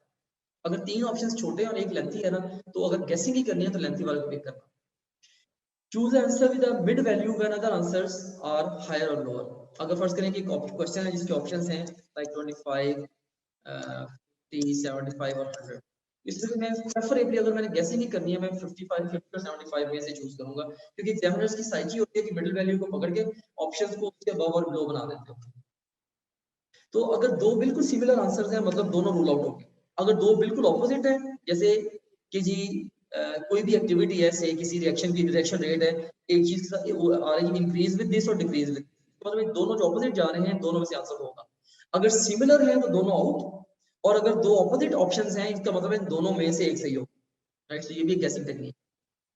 Choose answer that agrees grammatically, अमूमन जो राइट आंसर होता है वो ग्रामेटिकली कंसिस्टेंट होता है विद द स्टेटमेंट। अगर आपको ऐसा क्लू मिल जाता है कि ग्रामेटिकली अगर आपका एग्जामिनर वीक था, उसने क्लू छोड़ दिया कि सब राइट आंसर तो ग्रामेटिकली करेक्ट होगा, लेकिन रॉन्ग जो जो डिस्ट्रैक्टर्स हैं वो ग्रामेटिकली करेक्ट नहीं होते, आप इस बेस पे भी कर सकते हो, समटाइम्स ये चीज हेल्प कर जाती है। Choose answer most synonymous with the keywords in the question statement. अब क्वेश्चन के अंदर, स्टेटमेंट के अंदर कीवर्ड्स होते हैं, राइट, तो जो कि बिल्कुल टीआईपी टिप होती है, कीवर्ड्स में कहता हूं टीआईपी टिप होती है, क्लियर टिप होती है भाई, ये इसकी आंसर निकाल सकते हैं। तो आप लोगों ने, और एग्जामिनर क्या करता है, उस टीआईपी टिप को बड़े तरीके से टीआईपी टिप में कन्वर्ट कर देता है, आप जाके लेट जाते हैं, बड़ा खो देता है। आप लोगों ने टिप को एज अ टिप ही लेना है, टिप को आप लोगों ने एज अ टिप ही लेना है। और जो टिप है, आप देखोगे ऑप्शंस के अंदर से जो मोस्ट सिनोनिमस है विद द टिप, आप उसको पिक करो। फिर अगर दो ऑप्शंस हैं एग्जाम में, लाइक आपके दो ऑप्शन उनमें से आपने एक चूज करना है, एक आपका जाना पहचाना है थोड़ा सा, आपको नाम शाम सुना हो, और एक बिल्कुल अनफेमिलियर है, तो रिमेंबर आपने अननोन वाले की तरफ नहीं जाना, वो डिस्ट्रैक्टर है, वो आई कैचर है, आपने फेमिलियर वाले को चूज करना है इफ इट कम्स टू कैसे। अक्सर एग्जाम में जो ऑप्शंस आएंगे ना, जो सही जवाब होंगे ना, वो आपने कभी ना कभी पढ़े होंगे, आपके दिमाग से गुजरे होंगे, वो आपके सामने होंगे, आपको मुंह चढ़ा रहे होंगे, लेकिन आप उनको पिक नहीं कर पा रहे हो। This is what happens, this is exactly what happens with students on the exam. बहरहाल फेमिलियर वर्सेस अननोन में आपने फेमिलियर को पिक करना है, and choose the option which sounds most logical to you. उस ऑप्शन को चूज करें जो आपको सबसे ज्यादा लॉजिकल लगता है, राइट, मंत्र के लिए आपको सबसे सही लगता है। और ऐसे आंसर्स जिनके अंदर एब्सोल्यूट हो उनको चूज ना करें, जैसे always, never, every, none, only. जिन ऑप्शंस के अंदर ये वर्ड्स आ जाए ना, जो बिल्कुल हार्ड लाइनर स्टेटमेंट्स है ना, उनको आप चूज ना करें इफ इट कम्स टू गेसिंग। क्योंकि मुझे पता है as examiner, as question writer, ये बड़ा मुश्किल है ऐसी स्टेटमेंट, ऐसे ऑप्शन राइट करना जिनकी एक्सेप्शंस ना हो। हम कहते हैं ना एक्सेप्शन इज ऑलवेज देयर। मैं कहूँ जी ऑल, जैसे vectors can never be always and added by subtracted simple arithmetic means, vectors can always be added and subtracted by simple arithmetic means. लेकिन दोनों स्टेटमेंट्स गलत है, क्योंकि वेक्टर्स को जनरली हम सिंपल अरिथमेटिक मींस से ऐड नहीं करते, लेकिन पैरेलल एंटी पैरेलल को कर भी लेते हैं। अब देखिए, vectors can sometimes be added and subtracted by simple arithmetic means. देखिए जो फ्लेक्सिबल स्टेटमेंट है, समटाइम्स वाली ये सही है, ऑलवेज नेवर वाली गलत होगी। अगर आपने गेसिंग ही करनी थी तो देखें इस तरीके से आप सही आंसर तक पहुंच जाते हैं। सो उसके बाद फिर लास्ट पे have faith in God and trust in your abilities. Allah पे भरोसा रखें, अपनी सलाहियतों पे भी आपको एतमाद होना चाहिए। सो faith is not believing that God can, ये फेथ नहीं है कि अल्लाह कर सकता है। It is knowing that God will, कि आपने अगर मेहनत की है और आप बस भरोसा रखो कि ये अगर मेरे हक में बेहतर है तो अल्लाह ताला ने ये चीज मुझे दे देनी। And learn to lose as well, अगर हारो भी तो इस शान से हारो कि वो भी आपकी जीत लगे, राइट। मैं बर्मला, ये बड़ी रिजिड सी स्टेटमेंट है, बड़े सारे बच्चे कहते भी हैं कि सर ये कई दफा आप ऐसी बातें कर जाते हैं बड़ी दिल पे जाके लगती हैं, और गुस्सा भी आता है कई दफा में, लेकिन स्टिल मैं इन चीजों के ऊपर मैं बहुत ज्यादा क्लियर हूँ, right, in the light of my experience, my knowledge, other experiences. क्योंकि मेरा जो एक्सपीरियंस है, मेरा अकेले का एक्सपीरियंस नहीं है, ये थाउजेंड्स ऑफ स्टूडेंट्स का एक्सपीरियंस कंबाइंड है विद मी, राइट। तो मैं स्ट्रेट अवे मैं ये बातें कहता हूँ, और आप सबको भी मैं कहूंगा, आप लोग मेरे पीपल्स हो, कि वो शख्स जिसमें हार बर्दाश्त करने का हौसला नहीं है, उसे जीतने का कोई हक नहीं। बल्कि मैं तो ये कहता हूँ, ऐसे बंदे को खेल ही नहीं खिलाना चाहिए। अपने अंदर हार बर्दाश्त करने का फैसला करो। और वैसे भी ये जो जिंदगी है, ये बड़ी कॉम्प्लिकेटेड है। इस स्टेज पे आपको लग रहा है कि मेरा एग्जाम पता नहीं यही दुनिया की सबसे, पता नहीं ये, अगर इसमें मैं ना सक्सेसफुल हुआ तो पता नहीं क्या हो जाएगा मेरी जिंदगी को, पता नहीं क्या हो जाएगा, मैं तबाही के किस खाने में पहुंच जाऊंगा, या इस तरह से आप लोग माइंड में इसको परसीव कर सकते हैं। तो एक बात मैं आपको बताऊं, the life which you are living today right now, there are millions of people out there in the world जिनकी वो ड्रीम लाइफ है। अगर आप अपने घर के अंदर बैठे हो, अपने जाती घर के अंदर बैठे हो, जो आपके माँ बाप का या आपका अपना घर है, दुनिया में करोड़ों लोग हैं जो बेघर हैं, फुटपाथों पे सोते हैं। अगर आप इस वक्त बैठ के अपनी खूबसूरत आंखों के साथ आप मुझे देख रहे हो और स्क्रीन को देख रहे हो, तो दुनिया में करोड़ों लोग हैं जो ब्लाइंड हैं। अगर आप अपने पाँव पे चल सकते हो, अगर आप अच्छी सेहत एंजॉय कर सकते हो, आप जाके जरा हॉस्पिटल्स के अंदर सफरिंग देखो, लोग किस किस सिचुएशन के अंदर। तो और अगर मैं आपसे ये कह दूं कि आपका एग्जाम पास हो जाए और आपका इसके बदले में एक बाजू काट लिया जाए, व्हाट वुड यू चूज? आप कहेंगे नहीं, एग्जाम को छोड़ दें, I would like to keep my arm, that's more important, that's what it is. आप खुद से खुद से हेड टू टो एक इतना हाई ये सासा है, आप बहुत प्रेशियस हैं, अल्लाह ताला ने आपको शाहकार बना के भेजा है, आपका एक एक बॉडी पार्ट जो है ये वर्थ मिलियंस ऑफ डॉलर्स है, राइट। और जो हेल्थ है आपकी, it's worth so many thing, right, कि इतनी ये अहम तरीन चीज है कि आप मैंने ऐसे लोगों से मैं मिला हूँ जिनके पास अरबों रुपए हैं, लेकिन उनकी सबसे बड़ी ख्वाहिश क्या है कि यार मैं खुल के पानी पी सकूं, कि डॉक्टर्स ने उनका पानी रेस्ट्रिक्ट किया हुआ, मैं खुल के कीनू खा सकूं, राइट, क्योंकि डॉक्टर ने मना किया है आप लोगे तो आप मर जाओगे। सो बहुत सारी सफरिंग है इस दुनिया में। मैं ये नहीं कहता हूँ कि आप लोग एफर्ट ना करो, आप लोग एफर्ट करो, आगे बढ़ो, सिंसियर एफर्ट लगाओ, अपने आप के साथ क्लियर रहो, अपने इर्द गिर्द वालों के साथ क्लियर रहो, स्ट्रेट फॉरवर्ड रहो और अपनी तरफ से एफर्ट करते चले जाओ। इंशाल्लाह आने वाला जो टाइम है आपके लिए बहुत अच्छा होगा। अगर अगर ये सक्सेस एग्जाम की आपके हक में बेहतर है तो आपको मिल जाएगी, नहीं तो यकीन रखिए अल्लाह इससे भी बेहतर नमन बदल आपको दे देगा। खुद मुझे देख लें, मैंने मेडिकल किया भी, इसके बावजूद मैं एजुकेशन की फील्ड के अंदर हूँ अल्हम्दुलिल्लाह, growing and excelling day in day out, right. तो आगे बढ़ने की जिंदगी में बहुत सारे रास्ते हैं, सिर्फ आप जिस दिन से ठान लेते हैं ना कि मैंने आगे बढ़ना है, तो बस उस दिन से आप डिटरमिन्ड हो जाते हैं, आप जिस भी स्टेट में हो आप लाइफ में आगे मूव ऑन करना शुरू कर देते हैं, आप पढ़ना शुरू कर देते हैं, आगे बढ़ना शुरू कर देते हैं, फिर आप उसके लिए सीखते हैं, वैसे लोगों से मिलते हैं, आप अपने लिए रास्ते बनाते हैं। कामयाबी जो है वो लाजमी तौर पे वो नहीं होती जो कि आपके दिमाग में होती, बड़ी दफा कामयाबी जो है वो अल्लाह ताला ने आपके लिए बेहतर कामयाबी रखी हुई होती है। तो एक शेर भी है ना इसका पंजाबी का कि माली दा कम पानी लाना पर मशकां पावे, कि माली का काम पानी लगाना है, वो मशकें भर भर के डाली जाता है बस। माली दा कम पानी लाना पर मशकां पावे, मालिक दा कम फल फूल लाना लावे ते पावे ना लावे, कि अल्लाह का ये काम है फल और फूल लगाना, वो लगाए वो ना लगाए, वो ऑल पावरफुल है, वो सुप्रीम है, वो ग्रेट है, ये उसका बस है।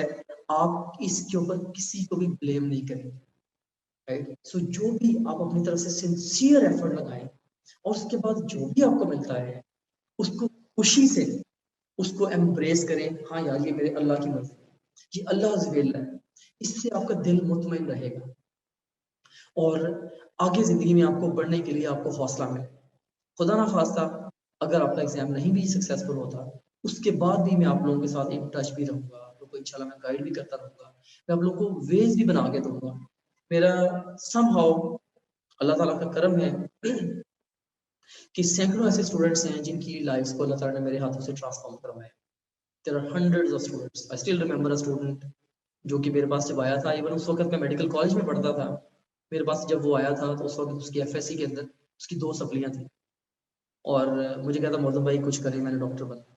वहां से उसको उसकी उंगली को पकड़ा और अल्लाह ताला की करम से सिर्फ उसकी देन है, उसको मैंने कैरी किया, उसको मैंने अपने साथ रखा, उसको मैंने पढ़ाया और उसी बच्चे का फिर भावलपुर में क्यूएमसी में उसका एडमिशन हुआ। I won't like to mention his name, लेकिन इस तरह की कितनी सारी स्टोरीज हैं कि फेलियर्स को just just over a matter of time success में अल्हम्दुलिल्लाह कन्वर्ट किया। टॉप ग्रेड को मैंने बनाया भी इसलिए है कि मैं ये जो हमारी सोसाइटी है इसके अंदर जो एक बहुत बड़ा एजुकेशन का गैप है, पूरी कंट्री के अंदर गैप है, एकेडमिक क्राइसिस है, बच्चे छोटे छोटे कॉन्सेप्ट्स के लिए तरस जाते हैं, कोई उनको समझाने वाला हो, गाइड करने वाला हो, बच्चे बेचारे तरसे खड़े, उनको कोई रोशनी दिखाने वाला नहीं। मैंने एक बहुत ही अच्छे कॉज को लेके टॉप ग्रेड का जो प्रोजेक्ट है इसको इनिशिएट किया है। आई नो कि ये थोड़ी सी जो मेरी टॉक है आज की आप लोगों के साथ, ये किसी हद तक इमोशनल टॉक भी है क्योंकि ऑफिशियली इस सेशन की मेरी आपके साथ ये लास्ट कन्वर्सेशन है, तो इसलिए मैं अपने दिल की बहुत सारी बातें मैं आपसे शेयर कर रहा हूँ और मैं उम्मीद करता हूँ कि टॉप ग्रेड ने आपके साथ कि टॉप ग्रेड के साथ आपका जो एक्सपीरियंस है वो बहुत अच्छा रहा होगा।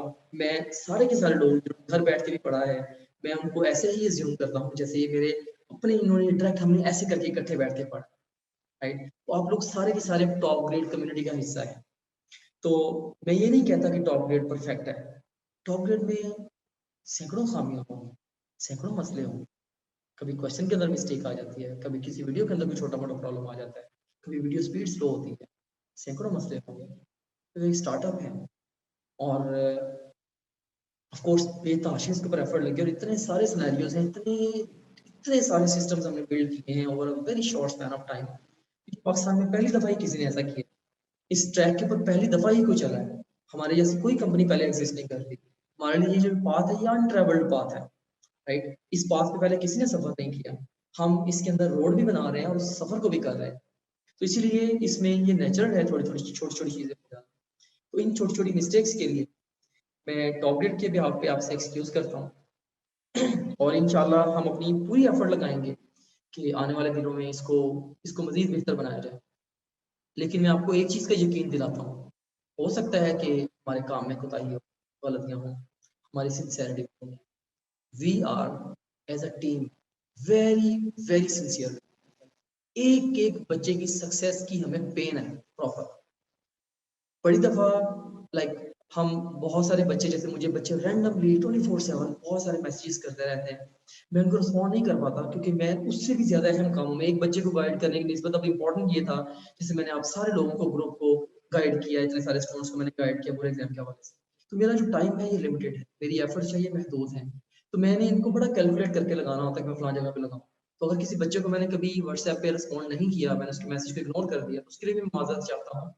या मैंने अगर कभी थोड़ी सी रूड बात कर ली, हो सकता है हो गई हो, मैं इंसान हूँ, कोशिश भी होती है कि ना करूँ, कई दफा हो भी जाती है। Because when you are focusing on something, खास तौर पे person like me who does so much brain work, तो जब आप किसी चीज के ऊपर फोकस कर रहे होते हो इतना ज्यादा, तो सम टाइम इधर से जब कोई डिस्ट्रैक्टर आता है तो आपको थोड़ा सा लाइक आप थोड़ा सा कई दफा इरिटेट हो जाते हो। मैं आई एम अ काम एंड कूल माइंडेड पर्सन, मैं खुद को बड़ा काम और कूल रखता हूँ क्योंकि मुझे पता है कि मैंने ये एक मैराथन रेस है, एक लंबी लंबी लंबी गेम है। इसका जो प्लान है टॉप डेट का, इनिशियल प्लान ही इसका 1 डेकेड का बनाया था कि ओवर 1 डेकेड इसको ग्रेजुअली स्लोली सिक्योर वे में ऐसे रोल आउट करें। तो ये लॉन्ग टर्म प्लान है। तो और alhamdulillah we have got that discipline, we have got that courage, we have got that integrity कि हम इतने लॉन्ग टर्म प्लान को इतने सब्र और तहम्मुल के साथ एग्जीक्यूट कर सकें। और अब देखिए यहाँ तक हमने किया है कि अपने स्टूडेंट्स की बेहतरी के लिए हमने लास्ट पे खुद से कॉस्ट को करके हमने अल्टीमेटली ये भी डिसाइड किया कि चलो जैसे कैसे भी है, जस्ट जस्ट लास्ट डेज में let's not disturb any of our student. अगर एक भी बच्चा ऐसा हुआ लास्ट डेज में जिसको अगर हमारे अकाउंट की एक्सेस नहीं मिली, जो पहले से हमें ज्वाइन किया, सिर्फ पैसों की वजह से हमें ऑनलाइन ज्वाइन कर पाया, और कल को उसका एडमिशन अगर नहीं होता तो इसके अंदर हमारा रोल बन जाएगा, हमें इस चीज का एहसास हुआ। और हमने फिर वहां पे हमने स्टैट्स बेस्ड डिसीजन नहीं लिया। अगर हम स्टैट्स बेस्ड डिसीजन लेते तो हमारे स्टैट्स ये कहते थे भाई बच्चों को पे करें आप लोगों को, राइट। लेकिन हमने यहाँ पे इमोशनल डिसीजन लिया क्योंकि हम इमोशनली आप लोगों के साथ कनेक्टेड। आप लोगों की जो कामयाबी है ये मेरे लिए और मेरी पूरी टीम के लिए बहुत ज्यादा मायने रखती है, राइट। तो आप लोगों ने भी मुझे डिसअपॉइंट नहीं करना, मेरी टीम को डिसअपॉइंट नहीं करना। सैकड़ों लोग जिन्होंने टॉप ग्रेड के अंदर एफर्ट लगाई है, तो आपको सिर्फ ये 3-4 टीचरों ने नहीं पढ़ाया, ये हंड्रेड्स ऑफ पीपल हैं जिन्होंने, कितने सारे साइलेंट वॉरियर्स हैं जिन्होंने आप लोगों की लर्निंग पे कंट्रीब्यूट किया है। कि क्वेश्चन से जो आप लर्न कर रहे हैं, कितने 25-30 लोग हमारे जो नेशन पे ऑल टाइम काम कर रहे होते हैं, राइट। तो पता नहीं किस किस ने आपको कैसे कैसे सिखाया है। तो हमारे जो साइलेंट वॉरियर्स हैं, आपने उनको भी याद रखना है, आपने उनको भी अपनी दुआ में याद रखना है।